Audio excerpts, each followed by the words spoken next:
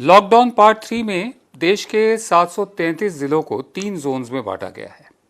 130 जिले red zone में हैं, 284 जिले ऑरेंज जोन में हैं और 319 जिले ग्रीन जोन में हैं।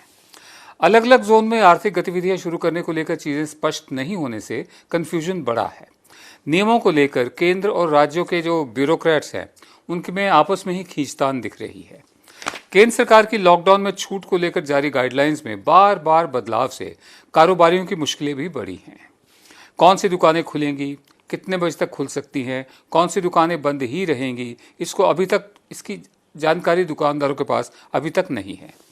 लॉकडाउन के सबसे ज्यादा मार एमएसएमई सेक्टर पर पड़ी है, जो पहले से ही चोट खाया हुआ था नोटबंदी की वजह से। Medium, small and micro enterprises जो हैं, केंद्र और राज्य सरकारों के नियमों और पाबंदियों में बदलाव से बड़ी संख्या में एक्सपोर्ट्स के ऑर्डर कैंसिल होने या फिर चीन और वियतनाम जैसे देशों को डायरेक्ट होने से खासा नुकसान उठाना पड़ रहा है।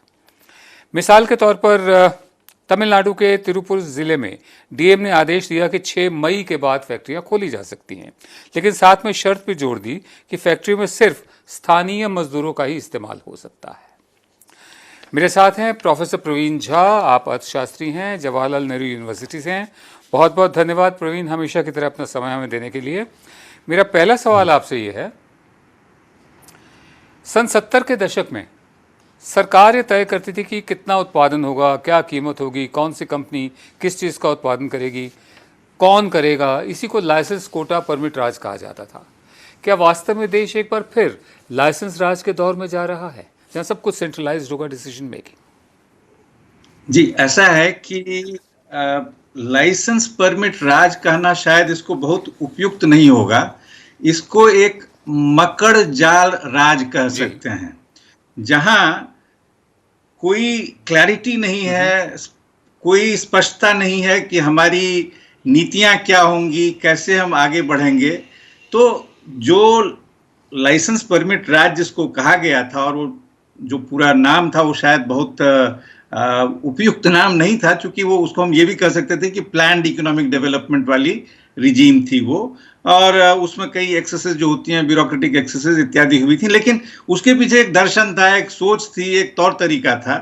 अभी जो हम देख रहे हैं वो एक बिल्कुल, जिसको कहिएगा आपके बाएं हाथ को ये नहीं पता कि दायां हाथ क्या कर रहा है।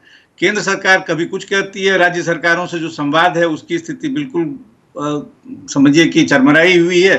साथ साथ जो है और जो अलग अलग निकाय पे जो लोग हैं, मसलन डिस्ट्रिक्ट मैजिस्ट्रेट क्या कहते हैं, राज्य सरकार क्या कहती है, तो इन सबको अगर हम देखें तो एक अजीब सी स्थिति मुझे लगता है कि बनी हुई है कि क्लैरिटी नहीं है। कोई सोच जो होनी चाहिए, एक स्पष्ट सोच कि क्या हमारा अभी के लिए ढांचा है, हम उसको कैसे जमीन पे लागू करें। तो जैसा आपने दुकानों को लेकर कहा कि कौन सी दुकान खुलेगी, कौन सी नहीं खुलेगी, आप अचानक कोई घोषणा कर देते हैं और उसके अगले दिन जो कहते हैं नहीं भाई इसमें जो है फेरबदल की आवश्यकता है। और ये जो पूरा रेड, ऑरेंज और ग्रीन वाला ही जो है डिवीजन, अगर आप उसको देखिएगा तो बड़ा ही एक अजीब सा लगता है कि बिल्कुल एक ऐसा वो चित्र लगता है, अगर देश के जिलों का हम देखें तो लगता है कि ऐसी उलझी हुई चीज है कि एक के साथ दूसरे जो जिलों का भी जो संबंध हो सकता है, दूसरे जोन का भी संबंध हो सकता है, उसको लेके एक कहीं कोई सोच ही नहीं दिखाई दे रही है। तो इसको टोटल कंफ्यूजन कह लीजिए, इसलिए मैंने कहा कि एक मकड़ जाल वाली स्थिति है। जी, मकड़ जाल वाली स्थिति है। जी, देश के मैन्युफैक्चरिंग सेक्टर में बीते अप्रैल में पिछले 15 साल की सबसे बड़ी गिरावट देखी गई है। मैन्युफैक्चरिंग जो पीएमआई है वो लुढ़कर 27.7% रह गया। आपको बता दें कि पीएमआई का 50 अंक से ऊपर होना गतिविधियों में विस्तार, जबकि 50 अंक से नीचे रहना उनमें गिरावट को दिखाता है। ओवरसीज इन्वेस्टर्स ने, जो बाहर के निवेशक हैं, ओवरसीज इन्वेस्टर्स में बीते अप्रैल में भारतीय बाजार से 9,103 करोड़ रुपए निकाले हैं। लॉकडाउन के कारण देश के एविएशन सेक्टर को 24,000 करोड़ के रेवेन्यू के नुकसान का अनुमान है। Federation of association in Indian tourism and hospitality यानी फेथ ने कोरोना के कारण 10 लाख करोड़ रुपए के नुकसान होने की बात कही है। टूरिज्म पर बहुत भारी चोट पड़ी है, हमारे एक्सपोर्ट पर भी बहुत भारी चोट पड़ी है लॉकडाउन की वजह से। सर्विस सेक्टर की कुछ कंपनियों ने साल की दूसरी तिमाही से छंटनी भी शुरू कर दी है। अगले 6 महीने में आईटी, मीडिया और मैन्युफैक्चरिंग सेक्टर की हालत और ज़्यादा खराब हो सकती है। राइटर्स के एक सर्वे के मुताबिक 1990 के बाद मौजूदा अप्रैल से जून की तिमाही में भारत की अर्थव्यवस्था को सबसे ज्यादा नुकसान पहुंचेगा। देश की आर्थिक विकास दर घटकर 5.2% रह जाएगी और आईएमएफ साल 2020 में भारत की वृद्धि दर सिर्फ 1.9% रहने का अनुमान जता चुका है। प्रवीण, मेरा आपसे दूसरा सवाल यह है कि मौजूदा आर्थिक चुनौतियों से सरकार निपटेगी कैसे? क्या किसी किस्म का रोड मैप आपको दिखता है कि इनके पास है, या फैसले एडहॉक हैं? मकड़ जाल आपने कहा, दायां हाथ को मालूम नहीं बायां हाथ क्या कर रहा है, लेकिन जो आर्थिक दो फ्रंट पे लड़ाई है, एक तो बीमारी से निपटना और दूसरे जो अर्थव्यवस्था की हालत और भी खस्ता हुई है पिछले 40 दिनों में, उससे निपटना। क्या कोई रोड मैप दिखता है आपको, बन रहा हो, या कोई सूचना हो आपके पास? नहीं, मेरे पास खैर ऐसी कोई जानकारी, जो सरकारी हल्के से जो चीजें आती हैं मैं उनको थोड़ा बहुत देखता रहता हूं कि क्या बातें वहां पे हो रही हैं। एक चीज जो हम बड़े विश्वास के साथ कह सकते हैं वो ये है कि ये पूर्णतः एडहॉक है। कहीं कोई सोची समझी नीति का जो है आप एक कहिएगा कि हिंट भी नहीं मिलता है। पहली बात तो ये है कि पूर्ण और अच्छा आकलन कि जो हमारी समस्या है, आर्थिक समस्या, उसके क्या कोरिलेट्स हैं। आपने कई सेक्टर्स के बारे में बताया, वो फेहरिस्त जो है लंबी से लंबी होती जा रही है। शायद ही कोई सेक्टर है जहां हम ये कह सकते हैं कि स्थिति थोड़ी भी कंट्रोल में हो। सब बदहाल स्थिति में है, एक के बाद एक, जिस पे भी आंकड़े हमें मिलते हैं। इनफैक्ट अगर हम ये देखें कि जो 15-20 साल के पहले के भी आंकड़ों से अगर हम तुलना करना शुरू कर देंगे तो मुझे लगता है कि इस तरीके का दुर्काल जो है आर्थिक दृष्टिकोण से शायद 60 के दशक में जो एक छोटा सा पीरियड था, एक छोटे समय के लिए जो स्थिति थी, उसके बाद सबसे एक समस्या वाली स्थिति हमारे लिए है और उसका आकलन भी जो है मुझे दिखाई नहीं देता है। तो जब तक वो नहीं होगा तब तक आप योजना क्या बनाएंगे जी। और योजना के नाम पे जो है मतलब क्या क्या कहा जाए, मजाक की स्थिति बनी हुई है। जी जी, मैं आगे बढ़ता हूं, आप पर वापस आऊंगा। ऑक्सफोर्ड यूनिवर्सिटी की एक स्टडी के मुताबिक भारत का लॉकडाउन जो है वो सबसे सख्त लॉकडाउन है। रेड, ऑरेंज और ग्रीन जोन में काम करने की परमिशन को लेकर भी जटिलताएं हैं, बहुत जटिल है, उसका भी कॉम्प्लिकेटेड सा प्रोसेस बना रही है। अंतर्राज्यीय इंटरस्टेट जो ट्रांसपोर्ट है, ट्रैफिक है, आवाजाही, वो भी सीमित है, जिसके कारण सप्लाई चेन प्रभावित हुई है।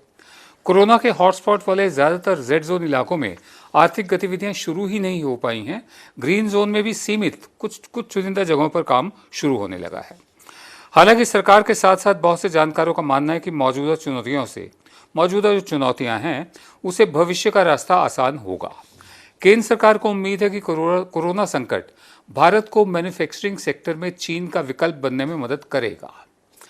उम्मीद जताई जा रही है कि जिस तरह कोरोना संकट को लेकर चीन पर शक की सुई उठ रही है, उसको देखते हुए दुनिया के कई देश भारत को निवेश के लिए चीन से बेहतर विकल्प मान सकते हैं।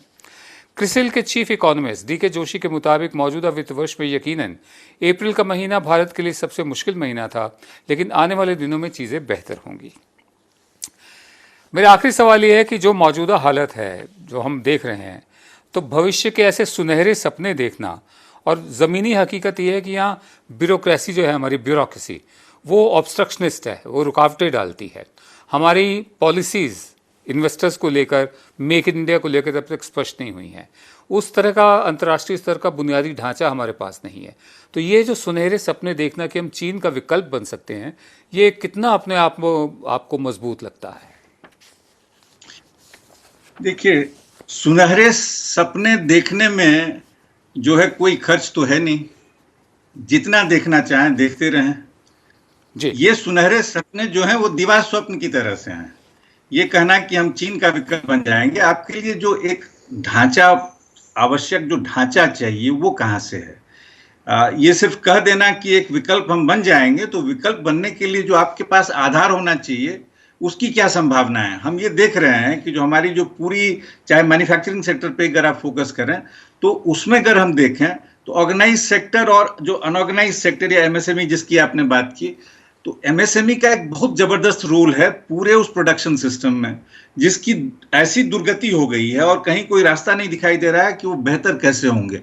सरकार के स्तर पे भी जो बयान आते हैं कई बार, एक दिन आपने देखा कि प्रधानमंत्री जी ने जो है सरपंचों से बात की और कहा कि हम एक सेल्फ रिलायंस का मॉडल हमारे लिए बहुत आवश्यक है, जो सिर्फ देश के लेवल पे नहीं, राज्य के लेवल पे नहीं, बल्कि गांव के लेवल पे बड़ा जरूरी है। उसके 2 दिन बाद 4 दिन बाद एक मीटिंग होती है अपने मंत्रियों के साथ, जिसमें जी कहते हैं हमारे लिए सबसे महत्वपूर्ण चीज क्या है कि ईज ऑफ डूइंग बिजनेस, जितना सारा फ्लो ऑफ इन्वेस्टमेंट है उसको कितना हम आसान कर सकें। अब जी आप दोनों बातें एक साथ नहीं कह सकते हैं। आप इसमें से जो भी कहना चाहते हैं कहें, उसके लिए जो आपको जी नीतियां बनानी है बनाएं, उसका तो सर्वथा अभाव है। और ये कह देना कि हम जो है किसी का विकल्प बन जाएंगे, कहीं से कोई ऐसी जो है स्थितिगत बनने की संभावना हो तो उसके बारे में बताया जाए। जो भी अर्थशास्त्री इसको सपोर्ट करते हैं उनको शायद एक जी व्हाइट पेपर जी निकालने का प्रयास करना चाहिए कि कैसे जी होगा ये।